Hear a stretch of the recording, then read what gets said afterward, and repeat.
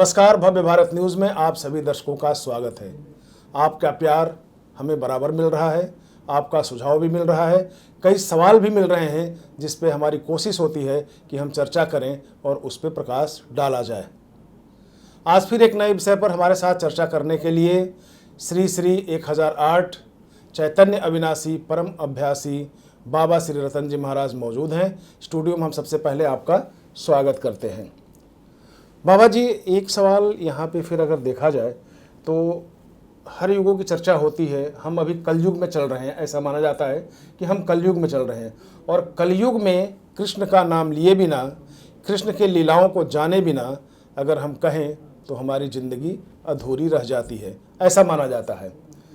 एक सवाल यहाँ से हम जानने की कोशिश करेंगे कि कृष्ण के संग जब हजारों रानियाँ थी तो श्री कृष्ण को श्री श्री 1008 बाल ब्रह्मचारी योगेश्वर श्री कृष्ण महाराज क्यों कहा गया?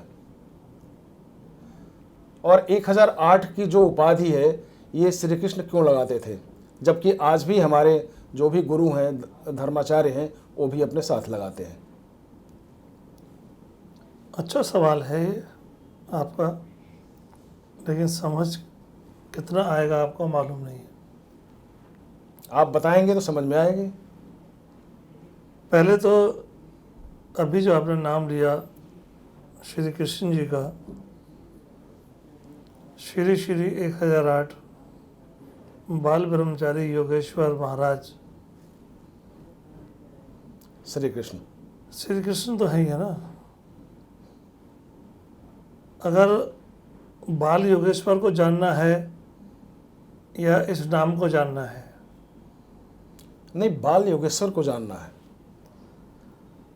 तो बाल योगेश्वर या बाल ब्रह्मचारी और 16,108 रानियाँ कैसे संभव है, आप ये पूछना चाह रहे हैं? जी, वही है कि इतनी रानियां होने के बाद भी अगर किसी योगी को हम बाल योगेश्वर कहें तो फिर ये सांसारिकता जो है जिसमें रानियां आ जाती हैं तो आदमी सांसारिक हो जाता है।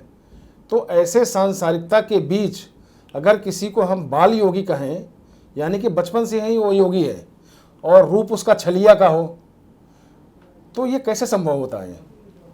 इस पूरे ब्रह्मांड में, ये छलिया शब्द आपने बोला इसलिए मैं ये बता रहा हूँ, इस संपूर्ण ब्रह्मांड के अंदर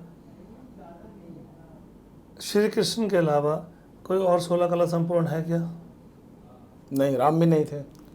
तो इसीलिए जो है वो छलिया भी हो सकते हैं, वो कुछ भी हो सकते हैं। कुछ भी हो सकते हैं, जो आप सोच सकते हैं सब हो सकते हैं। जो आप नहीं सोच सकते वो भी हो सकते हैं। अब श्री कृष्ण जी जो हैं 16,108 रानियों के पति, कैसे संभव हो पाएगा? इसको समझने के लिए आपको श्री स्कंद महापुराण पढ़ना चाहिए। श्री स्कंद महापुराण के अंदर ये दर्शाया गया है कि कौन वो थी जिनको इन्होंने अपने पत्नी के रूप में स्वीकार किया और 16,108 रानियाँ कहाँ से आईं, और उन रानियों के होते हुए, उनके बीच में होते हुए भी ये आखिर बाल ब्रह्मचारी कैसे हो सकते हैं? जी, वीडियो लंबी हो जाएगी इसलिए हम लोग शॉर्ट में 16,000 रानियों पर नहीं जाएंगे, क्योंकि ये क्या है कि 16,000 रानियाँ कहीं किसी का अपहरण उनका हुआ था, जा रही थी, फिर उसको बहुत सारी चीज़ें हैं जो लोग जानते हैं। जी, वो वर्णित है ऑलरेडी। हम वहाँ का एक वृत्तांत उठाते हैं। रानियाँ कृष्ण से पूछती हैं कि 2 दिन के बाद व्यास पूर्णिमा आ रही है, हमारे मन में एक भाव है कि हम व्यास पूर्णिमा पर आपके गुरु व्यास जी जो हैं उनको भोजन कराना चाहते हैं। जी, उन्होंने कहा ठीक है, कराओ। कृष्ण ने आज्ञा दे दी, भोजन की व्यवस्था हो गई, भोजन बन गया। 16,108 रानियों ने थाल सजाए अपने खाने के और लेकर के चलने लगी। रास्ते में जमुना जी थी, क्योंकि जमुना के उस पार गुरु वशिष्ठ थे, गुरु व्यास जी। और इधर आकर के कृष्ण थे। तो तो उन्होंने देखा नदी का पानी, जमुना जी का पानी बहुत उफान पर है, रास्ता नहीं है। उन्होंने कहा कृष्ण से ही पूछते हैं कि नदी से हम पार कैसे जाएंगे। उन्होंने उनसे बात की कि हम उनको भोजन कराने की व्यवस्था में लगे हुए हैं, लेकिन नदी का जल स्तर बहुत ऊंचा है, हम जाएंगे कैसे। श्री कृष्ण, जो उनका स्वभाव था, मुस्कुराते हुए बोले कि अच्छा एक काम करो, आप जमुना जी पर जाकर के बोलो कि हे जमुना, अगर हमारे पति श्री कृष्ण बाल ब्रह्मचारी हैं तो जमुना हमें रास्ता दो। सारी एक दूसरे की शक्ल देखने लग गई कि भी हमारे पति हैं और ये कह रहे हैं बाल बाल ब्रह्मचारी। ब्रह्मचारी भी हैं। हाँ, खैर क्योंकि बोल नहीं सकते थे कुछ, कृष्ण की आज्ञा ली और गए जमुना जी पर। जब ये शब्द बोले, हाँ, कोई दूसरा अगर कहता है तो विश्वास हो जाता है ना। हाँ, तो जैसे ही श्री कृष्ण के द्वारा बोले गए शब्द जमुना जी को बोले उन्होंने, तो जमुना जी बीच में से सूख गई और रास्ता दे दिया, सारे उस पार चले गए। अच्छा, एक सवाल है, यही कारण है कि आज भी जो घर की पत्नियां हैं वो अगर आदमी बताता है, कुछ बात करता है तो उस पर नहीं विश्वास करती हैं, लेकिन बाहर के अगर कुछ लोग बता देते हैं तो उस पर विश्वास कर लेते हैं कि हाँ ये बात सही होगा। वो आपका विषय होगा, मेरा नहीं है। मैं तो सांसारिक विषय पे ही बात करूंगा ना। हाँ, तो वो आपका विषय है ना, वो मेरा विषय नहीं है। जी। आपकी पत्नी जाने और आप जानो। नहीं, सबकी पत्नियां यही करती हैं। नहीं, आपने पत्नियों के लिए बोला, आपने अपनी पत्नी का जिक्र नहीं किया है। नहीं, पत्नियां नहीं बोला, लेकिन सबकी एक ही समस्या है। आज की तारीख में, कलयुग में श्री कृष्ण की बात कर रहे हैं, तो इसमें एक ये सब्जेक्ट, अहम सब्जेक्ट है जो मर्दों के लिए सरदर्द बन चुकी है, और लोग घर में नहीं विश्वास करते। हम कहें तो नहीं विश्वास होती, लेकिन दूसरा अगर कहें तो विश्वास करती है। तो वही चीज़ें तो श्री कृष्ण ने भी कहा है कि भाई मैं कहूँगा तो शायद आप नहीं समझ पाओगे, तो जमुना से जाके पूछ लो आप। जमुना उस समय उफान पे थी, सावन भादों का महीना चल रहा था।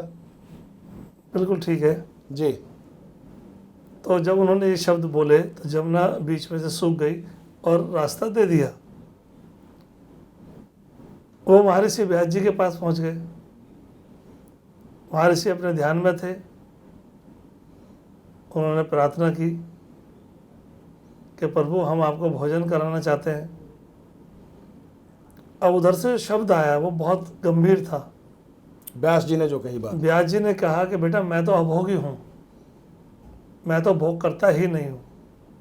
एक और नया शब्द आ गया। हाँ, कि मैं तो अभोगी हूँ, मैं तो भोग करता ही नहीं हूँ, तो तुम्हारा खाना तो मैं खा ही नहीं सकता। तब एक रानी ने कहा कि प्रभु हमने तो ये सुना है कि जो भी संत महापुरुष होते हैं वो किसी का अनादर नहीं करते, तो आप हमारी इतनी श्रद्धा का अनादर क्यों कर रहे हो। उन्होंने कहा अगर संतों ने कहा है तो उन्होंने सच कहा होगा। सच कहा होगा। तो मैं मुंह खोल रहा हूँ, आपको जितना खाना डालना डालते जाना। उन्होंने मुंह खोल दिया। 16,108 थालियों का खाना वो अकेले सटक गए। परिणाम के उन्होंने वापस जब आने लगे तो जमुना जी फिर उफान पर थी। अब जब जमुना जी उफान पर थी और उन्होंने कहा भी अब क्या करें। फिर उन्होंने आपस में विचार किया कि भाई वहाँ हमने कृष्ण से पूछा था, या उनके गुरु जी से पूछ लेते हैं कि हम जमुना से उस पार के जाएंगे कैसे। वो वापस व्यास जी के पास गए कि ऐसे ऐसे बात है, जमुना तो बहुत उफान पर है। तो श्री व्यास जी कहते हैं कि जाओ जमुना पर और जाकर के बोलो कि श्री कृष्ण के गुरु अगर अभोगी हैं, आज तक उन्होंने अन्न का एक भी दाना नहीं खाया, तो जमुना हमें रास्ता दो। सर तो चकराया सबका, क्योंकि अभी तो खाया था, और वो भी थोड़ा नहीं, 108 हाँ। थाली, 16,108 थालियाँ। तो उन्होंने जाकर के बोला और वो रास्ता फिर से खुल गया। लेकिन दुखी मन था बहुत सबका कि सच्चाई से सच क्या है, दूर दूर तक वास्ता नहीं है इन बातों कि में। ये है क्या, आखिर श्री कृष्ण हमें समझाना क्या चाहते हैं, या गुरु जी हमें क्या समझाना चाहते हैं। जी जी। श्री कृष्ण से पूछा गया कि प्रभु ये लीला हमारी समझ में आई नहीं, कृपया इस पर थोड़ा सा प्रकाश डालें। उन्होंने कहा कि तुम सब मेरी प्राण पत्नियां हो और मैं तुम्हारा प्राण परमेश्वर हूँ, तुम्हारा पति नहीं हूँ। तुम्हारे प्राणों की रक्षा करने वाला हूँ, तुम्हारा पति नहीं हूँ। इसलिए तुम मेरी रानियां तो हो, लेकिन मैं तुम्हारा पति नहीं हूँ। तो उस आधार पर मैं बाल ब्रह्मचारी ही हूँ। अच्छा, इसका मतलब आप कहने लगे कि फिर गुरुजी क्या है, उन्होंने इतना खाना खाने के बाद भी आपको कहा कि भाई मैं तो अभोगी हूँ। कि गुरुजी ने आपको समझाने की कोशिश की है कि बिना किसी की इच्छा के अगर आप उसे कुछ भी ग्रहण करवाते हो तो वो पाप उसको लगता नहीं है, ना वो अन्न उसको लगता है। इसलिए उनकी इच्छा नहीं थी, आपकी इच्छा थी, उन्होंने खा लिया, इसलिए अभोगी हैं। क्योंकि आपकी इच्छा का अनादर नहीं किया उन्होंने, लेकिन भोजन उन्होंने खाया नहीं, आपको ऐसा लगा कि भोजन उन्होंने खाया, इसलिए वो अभोगी हैं। ये बहुत एक रहस्य था, गूढ़ रहस्य था। लेकिन इससे लेसन हमें गुरुजी यही मिलता है कि अगर इच्छा आपकी बलौती है तो इच्छा पे बहुत कुछ निर्भर करता है, और इच्छा आपको अच्छे मार्ग पे भी ले जा सकती है, बुरे मार्ग पे भी ले जा सकती है, सोच के लिए स्वतंत्र कर सकती है। आप उसको अच्छा भी सोच सकते हैं, बुरा भी सोच सकते हैं। लेकिन जो सन्यासी है, जो योगी है, वो योगी है। परम योगी का रूप उन्होंने दर्शन कराया श्री कृष्ण ने, और श्री कृष्ण ने ये साबित कर दिया कि अगर ईश्वर में आस्था है तो वो किसी न किसी रूप में आपको जरूर मिल जाएंगे। तो इन्हीं शब्दों के साथ मैं इस वीडियो में फिर विश्राम लेता हूँ, और गुरुजी का फिर मैं कोटि कोटि धन्यवाद करता हूँ। गुरुजी, आप हमारे साथ बने रहिए, ये आशीर्वाद भी चाहते हैं आपसे। आपका भी नमस्कार।